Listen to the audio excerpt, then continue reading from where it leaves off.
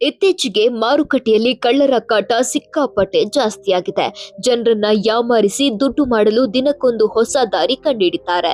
ಇದರಲ್ಲೇ ಈಗ ದೊಡ್ಡ ತಲೆನೋವಾಗಿರೋದು ನಕಲಿ ನೋಟುಗಳ ಹಾವಳಿ. ಅದರಲ್ಲೂ 500 ರೂಪಾಯಿ ನೋಟುಗಳದ್ದೇ ಕಾರುಬಾರು. ಮೊದಲೆಲ್ಲ ನಕಲಿ ನೋಟು ಅಂದ್ರೆ ಸುಲಭವಾಗಿ ಗೊತ್ತಾಗ್ತಾ ಇತ್ತು. ಆದ್ರೆ ಈಗಿನ ಕಳ್ಳರು ಮಹಾ ಬುದ್ಧಿವಂತರು. ಅಸಲಿ ನೋಟಲ್ಲಿರುವ ಹೊಳೆಯುವ ಹಸಿರು ಪಟ್ಟಿಯನ್ನೇ ನಕಲಿ ನೋಟಿನಲ್ಲೂ ತಂದುಬಿಟ್ಟಿದ್ದಾರೆ. ಹಾಗಾಗಿ ಜನರನ್ನ ಮೋಸ ಮಾಡೋದು ಅವರಿಗೆ ಮತ್ತಷ್ಟು ಸುಲಭವಾಗಿದೆ. ಭಾರತೀಯ ರಿಸರ್ವ್ ಬ್ಯಾಂಕ್ ವರದಿ ಪ್ರಕಾರ ಕಳೆದ ಆರ್ಥಿಕ ವರ್ಷದಲ್ಲಿ ಬರೋಬ್ಬರಿ 2.17 ಲಕ್ಷ ನಕಲಿ ನೋಟುಗಳು ಸಿಕ್ಕಿವೆಯಂತೆ. ಇದರಲ್ಲಿ 1.17 ಲಕ್ಷಕ್ಕೂ ಹೆಚ್ಚು ನೋಟುಗಳು ನಮ್ಮ 500 ಮುಖಬೆಲೆಯದ್ದೇ ಆಗಿವೆ. ಮಾರುಕಟ್ಟೆಯಲ್ಲಿ 500 ನೋಟುಗಳ ಚಲಾವಣೆ 37% ಹೆಚ್ಚಾಗಿದೆ.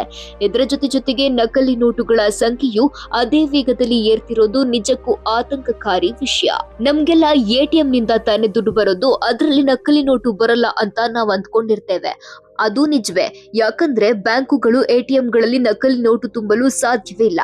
ಆದ್ರೆ ಈ ನಕಲಿ ನೋಟುಗಳು ನಮ್ಮ ಕೈಗೆ ಸೇರೋದೇ ಬೇರೆ ದಾರಿಗಳಿಂದ. ದಿನಸಿ ಅಂಗಡಿ, ತರಕಾರಿ ಮಾರುಕಟ್ಟೆ, ಪೆಟ್ರೋಲ್ ಬಂಕ್ ಅಥವಾ ಬೇರೆ ಎಲ್ಲಾದ್ರೂ ನಗದು ಕೊಟ್ಟು ವ್ಯವಹಾರ ಮಾಡುವಾಗ ನಮಗೆ ತಿಳಿಯದಂತೆ ನಕಲಿ ನೋಟು ನಮ್ಮ ಪರ್ಸ್ ಸೇರಿಕೊಳ್ಳಬಹುದು. ಹುಷಾರಾಗಿರಿ.